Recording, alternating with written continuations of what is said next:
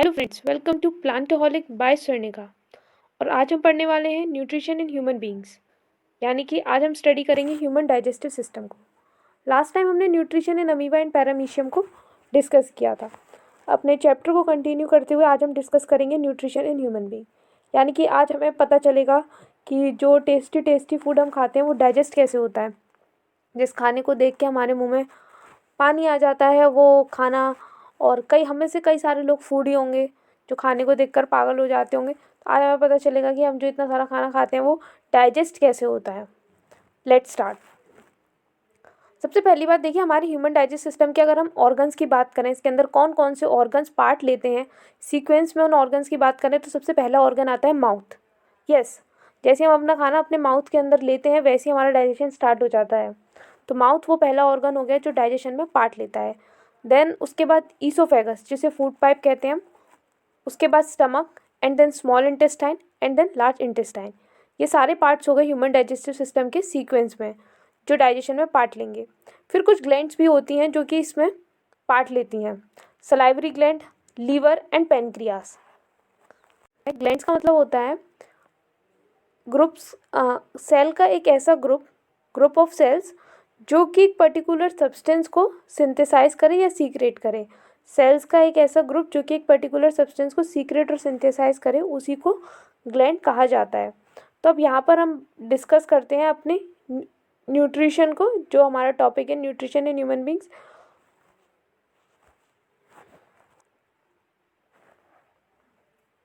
देखिए, जब हमने अमीबा और पैरामीशियम के न्यूट्रिशन को डिस्कस किया था तो उसको हमने 5 स्टेप्स में डिस्कस किया था। पहला ingestion, and then digestion, and then absorption, and then assimilation, and then the last step was egestion. तो यही किसी भी न्यूट्रिशन के 5 बेसिक स्टेप्स होते हैं, जिसमें सबसे पहले आता है ingestion, then digestion, and then absorption, then assimilation, and then egestion.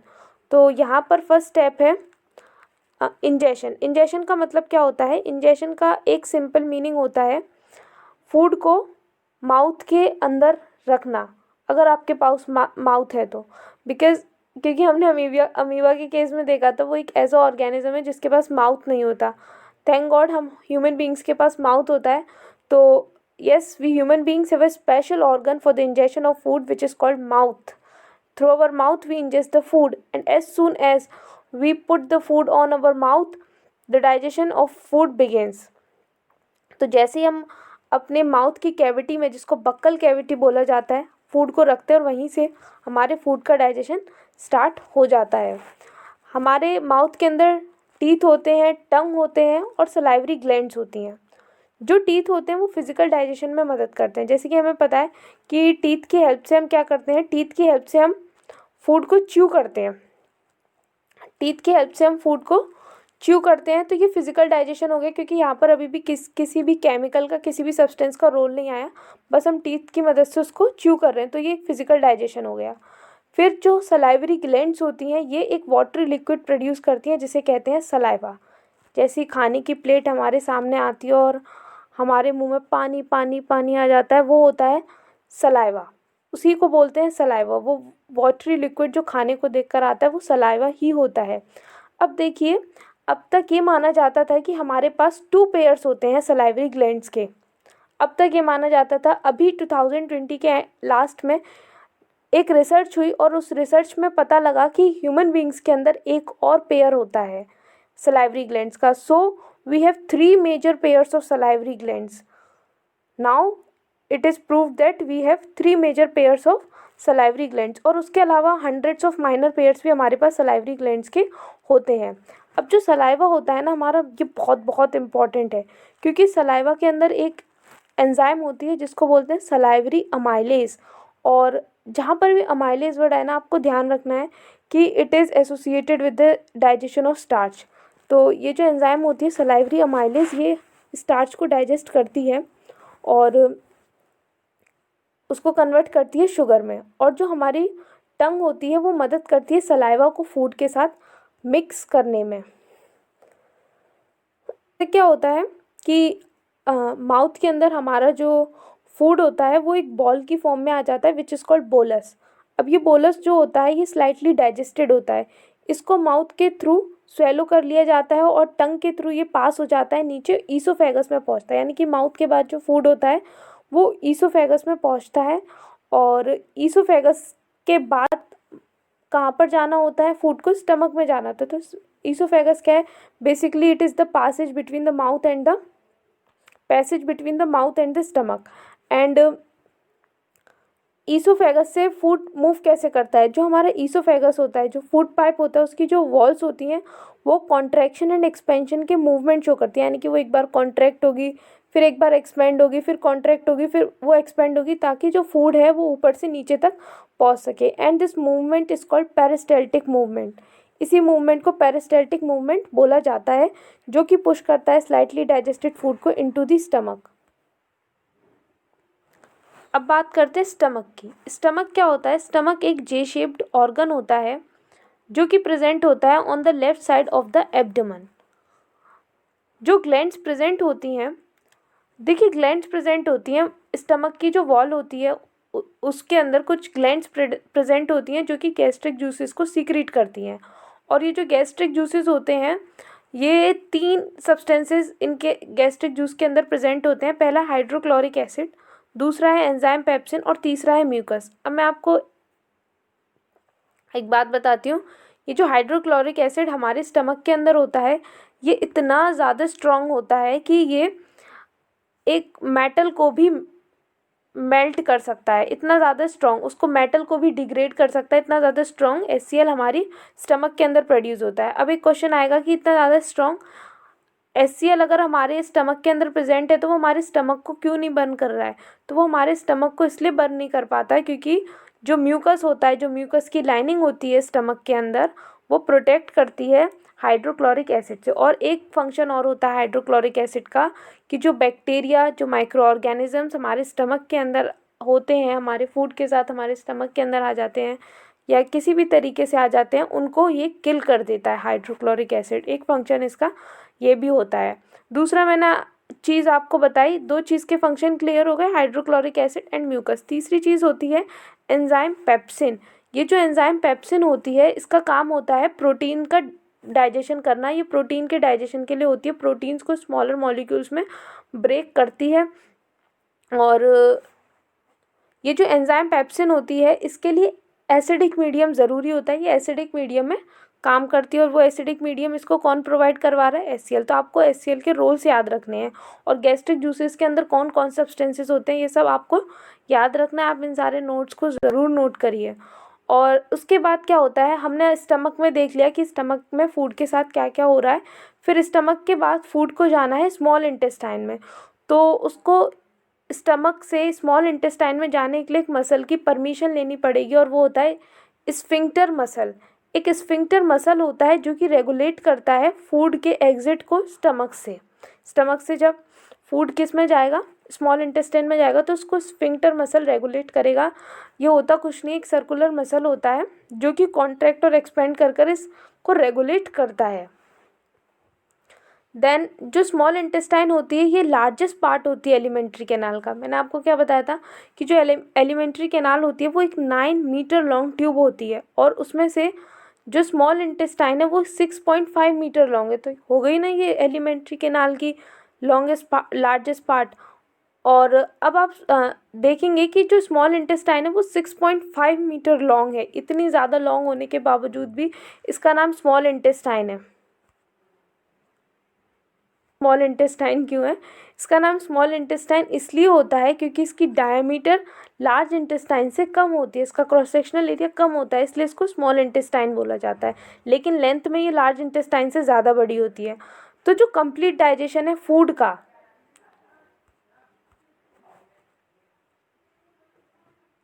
Carbohydrates, proteins, fats, ये सारी जो चीज़ें हैं, ये इनका डाइजेशन स्मॉल इंटेस्टाइन के अंदर ही होगा। स्मॉल इंटेस्टाइन के अंदर कंप्लीट डाइजेशन होता है। और स्मॉल इंटेस्टाइन को 3 रीजन्स में डिवाइड किया गया है, ड्यूडेनम, जेजूनम एंड इलियम। जो स्मॉल इंटेस्टाइन होती है वो 2 ग्लैंड्स की सिक्रीशन को रिसीव करती है। पहली ग्लैंड है पेनक्रियास और दूसरी ग्लैंड है लीवर। लीवर जो लिवर होता है उसको ह्यूमन बॉडी का सबसे बड़ी ग्लैंड माना जाता है, लार्जेस्ट ग्लैंड लिवर को कंसीडर किया जाता है और ये बाइल जूस सीक्रेट करता है। ये आपको याद रखना है कि जो लिवर होता है ये बाइल जूस सीक्रेट करता है और इस बाइल जूस के अंदर एक पिगमेंट होता है जिसको बाइल बोला जाता है। बाइल जो होता है ये एल्कलाइन होता है और ये सॉल्ट कंटेन करता है। ये ऐसे सॉल्ट्स कंटेन करता है जो कि फैट को लिपिड्स भी बोला जाता है, उनके इमल्सिफिकेशन में यानी कि उनके ब्रेकडाउन में काम आता है ये बाइल, और एल्कलाइन नेचर का होता है, आपको याद रखना है। और जो लिवर जो है वो सीक्रेट कर रहा है बाइल जूस को, लेकिन ये बाइल जूस स्टोर कहाँ पर होता है, ये स्टोर होता है गॉल ब्लैडर के अंदर। इस बाइल का फंक्शन क्या होता है? सबसे पहली बात, जो फूड स्टमक से आया है वो एसिडिक होता है तो उसको एल्कलाइन मीडियम प्रोवाइड कराता है, उसके नेचर को चेंज कर देता है, उसके नेचर को एल्कलाइन कर देता है बाइल। उसके नेचर को बाइल इसलिए एल्कलाइन करता है ताकि जो पेनक्रिएटिक एंजाइम्स हैं, अभी मैंने बताया था कि दूसरी ग्लैंड है पेनक्रियास जिसकी सिक्रीशन को स्मॉल इंटेस्टाइन रिसीव करेगी, तो पेनक्रिएटिक एंजाइम्स को काम करने के लिए एल्कलाइन मीडियम की ज़रूरत होती है जो कि बाइल प्रोवाइड करवाता है। फिर जो बाइल सॉल्ट्स जो होते हैं वो ब्रेक करते हैं फैट्स को जो कि फूड के अंदर प्रेजेंट होते हैं इनटू स्मॉल ग्लोब्यूल्स और ईजी बना देते हैं ये। जब छोटे छोटे पीसेस में वो जो फैट्स हैं वो टूट जाएंगे तो ईजी हो जाएगा एंजाइम का उनके ऊपर काम करना, उनको डाइजेस्ट करना।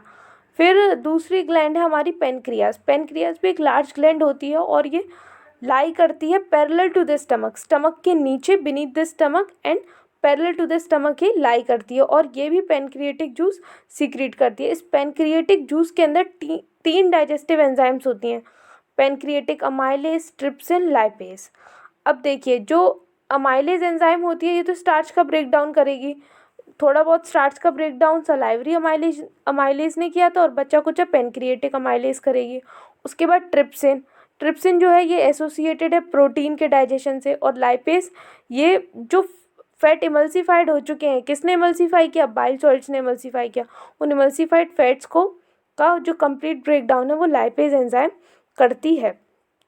जो वॉल होती है स्मॉल इंटेस्टाइन की, उसके अंदर भी कुछ ग्लैंड्स होती हैं और वो ग्लैंड्स भी इंटेस्टाइनल जूस सीक्रेट करती हैं, यानी कि स्मॉल इंटेस्टाइन के अंदर लीवर की सिक्रीशन आ रही है, पेनक्रियास की सिक्रीशन आ रही है और उसके अंदर इंटेस्टाइनल जूस भी है।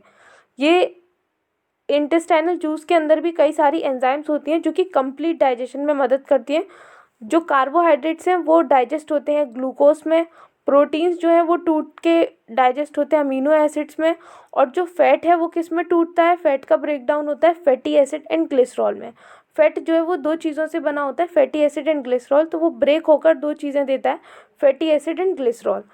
उसके बाद ये हो गया हमारा डाइजेशन कंप्लीट, क्योंकि कंप्लीट डाइजेशन जो होता है फूड का वो स्मॉल इंटेस्टाइन में ही होता है, यहाँ पर डाइजेशन हो जाता है कंप्लीट। अब हमारा थर्ड स्टेप आता है एब्जॉर्प्शन। तो एब्जॉर्प्शन भी स्मॉल इंटेस्टाइन के अंदर ही होता है। स्मॉल इंटेस्टाइन मेन रीजन होती है डाइजेस्टेड फूड के एब्जॉर्प्शन के लिए। जो अब कैसे होगा एब्जॉर्प्शन स्मॉल इंटेस्टाइन के अंदर? तो स्मॉल इंटेस्टाइन के अंदर millions of tiny finger like projections होती हैं जिनको कहते हैं विलाई।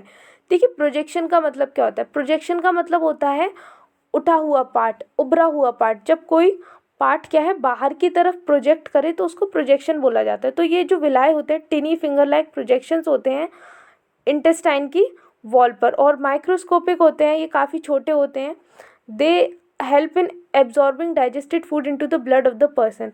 तो यहाँ पर ये जो विलाई होते हैं ये प्रोवाइडेड होते हैं बाय ब्लड वेसल्स से कनेक्टेड होते हैं। तो ये फूड का डाइजेशन कैसे करते हैं? मतलब फूड डाइजेस्ट हो चुका है, अब वो क्या होगा, ब्लड में एब्जॉर्ब हो जाएगा, ब्लड के अंदर वो एब्जॉर्ब हो जाएगा। और जो विलाय होते हैं ये क्या करते हैं, ये स्मॉल इंटेस्टाइन के सरफेस एरिया को इंक्रीज़ कर देते हैं, और सरफेस एरिया जब इंक्रीज़ हो जाएगा तो एब्जॉर्प्शन कैसा हो जाएगा? तेज़ हो जाएगा, काफ़ी तेज़ी से एब्जॉर्प्शन होने लगेगा।